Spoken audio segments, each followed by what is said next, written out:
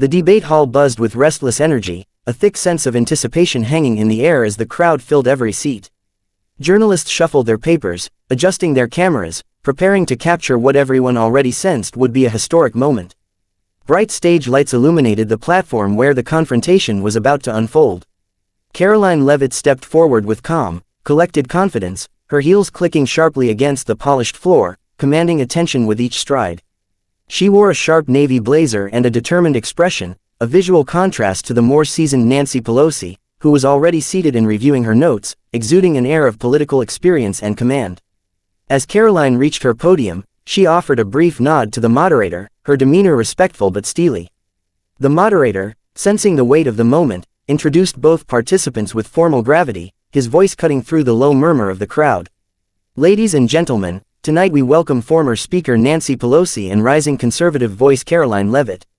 A smattering of polite applause followed, but there was an undeniable undercurrent of excitement, like the crowd knew they were about to witness a battle of two very different eras and ideologies.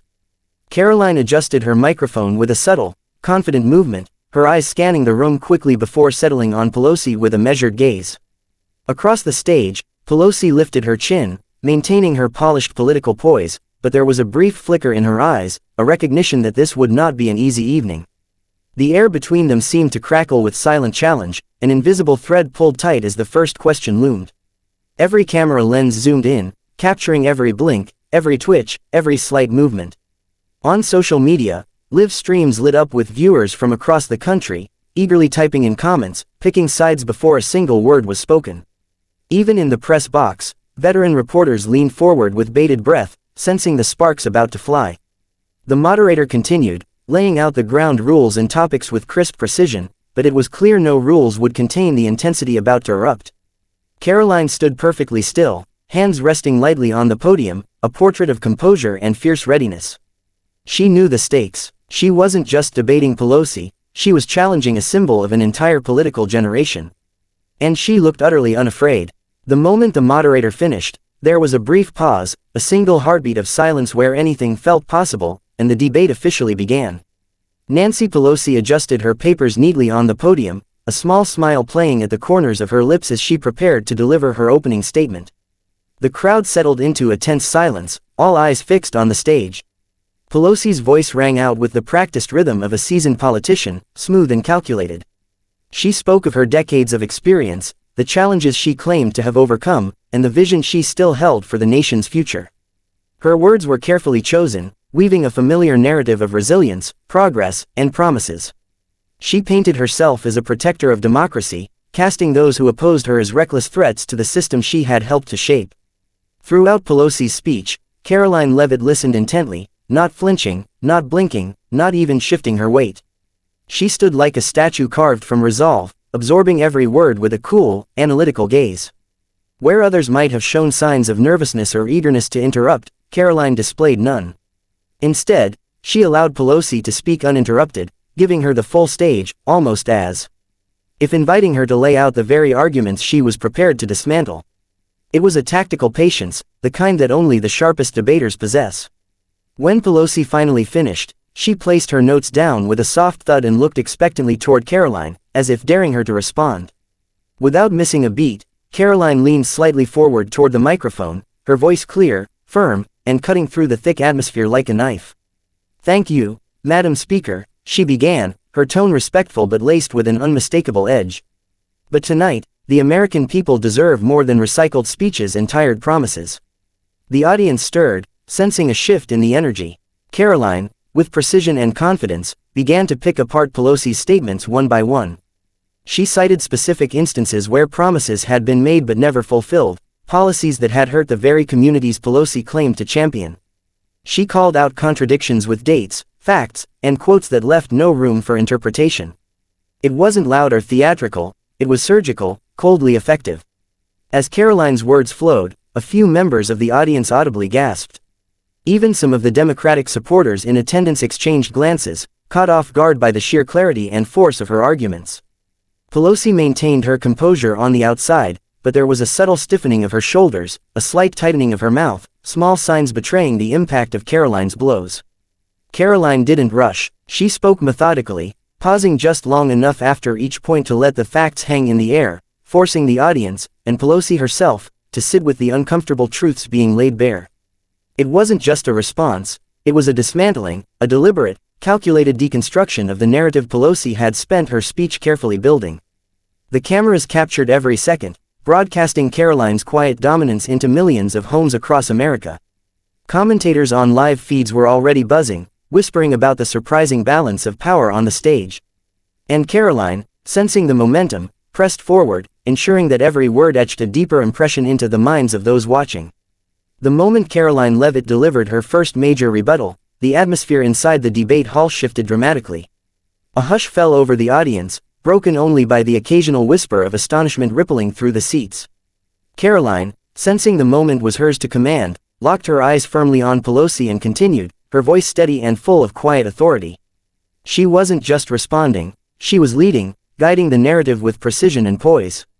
As she spoke, she delivered a sharp, unforgettable one-liner that seemed to reverberate through the entire building. "Madam Speaker, leadership is not about holding a title, it's about delivering results, and America is still waiting." The effect was immediate and electric.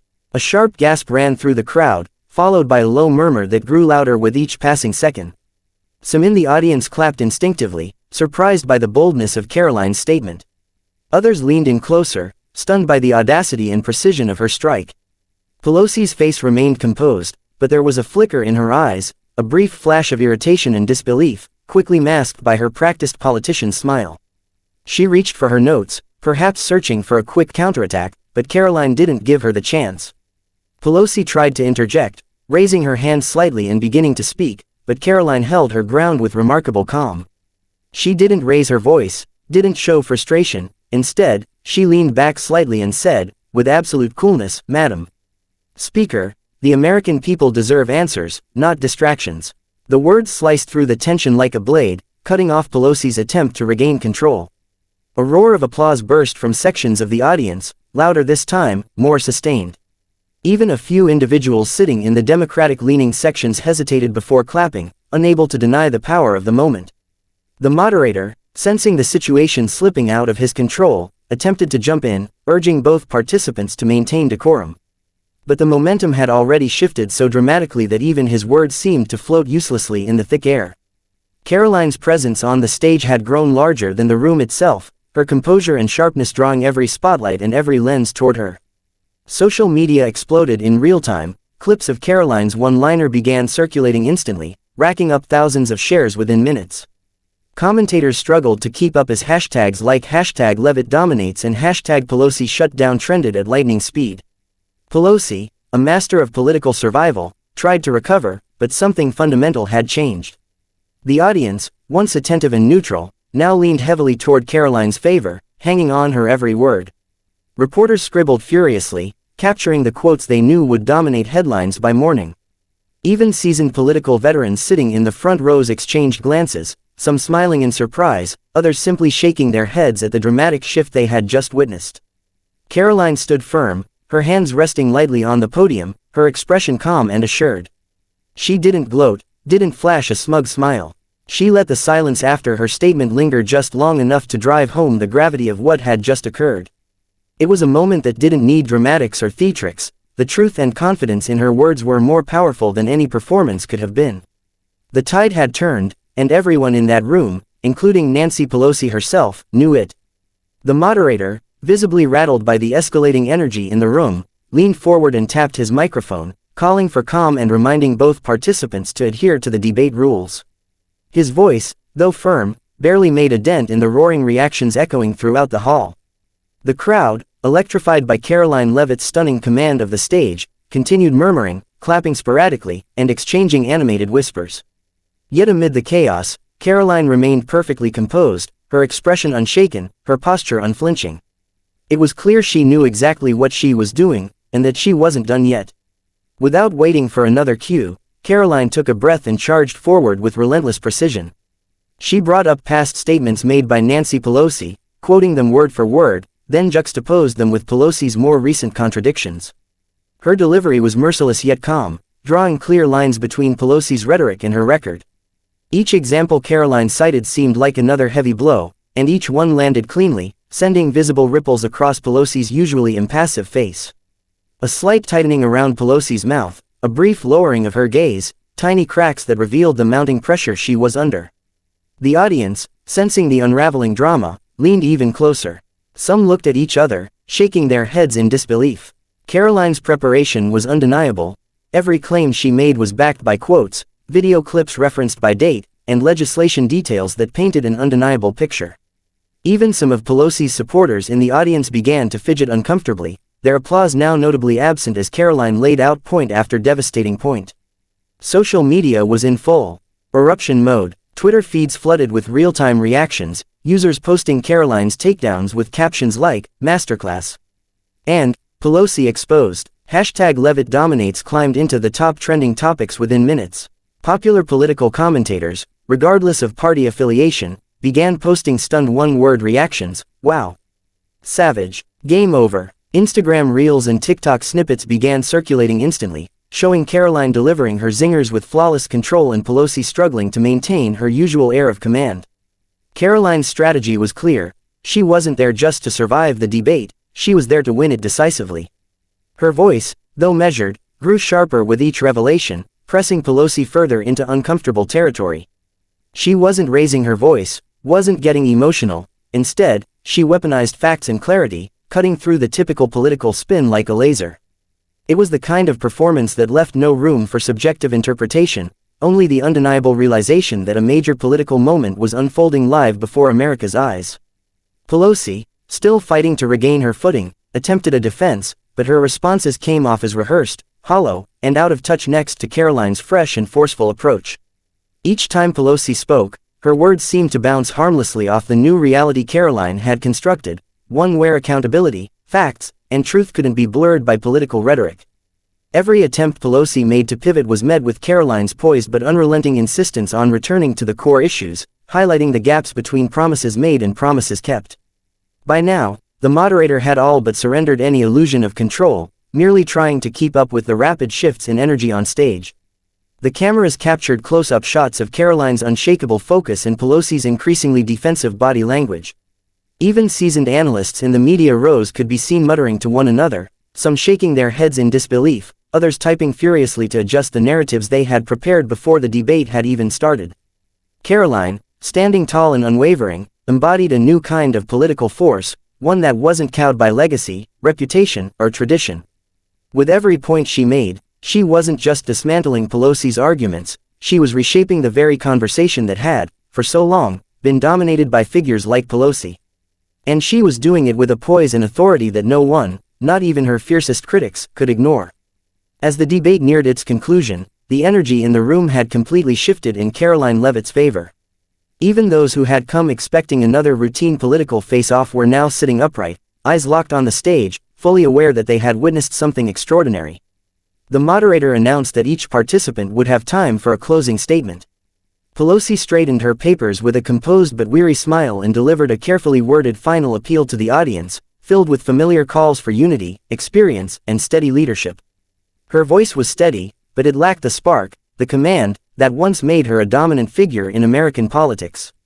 Her words seemed to drift into the air, landing softly without making the impact she so desperately needed. When it was Karoline's turn, she took a single step forward, leaving the safety of the podium behind. It was a bold move, a clear signal that she wasn't hiding behind notes or rehearsed lines. She looked directly into the audience, her voice strong, unwavering, and full of conviction. She spoke from the heart, without a teleprompter, without a script, and without fear.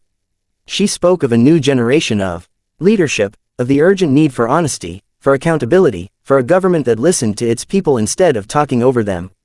She didn't just criticize the past, she offered a hopeful, clear vision for the future, one where action would replace empty promises and results would replace rhetoric. The crowd, silent at first, began responding to her passion with bursts of applause. Each sentence seemed to ignite the room a little more, as if Karoline's words were striking chords in the hearts of people hungry for something real. Even those who had arrived skeptical, even hostile, found themselves nodding along, caught in the momentum she had created.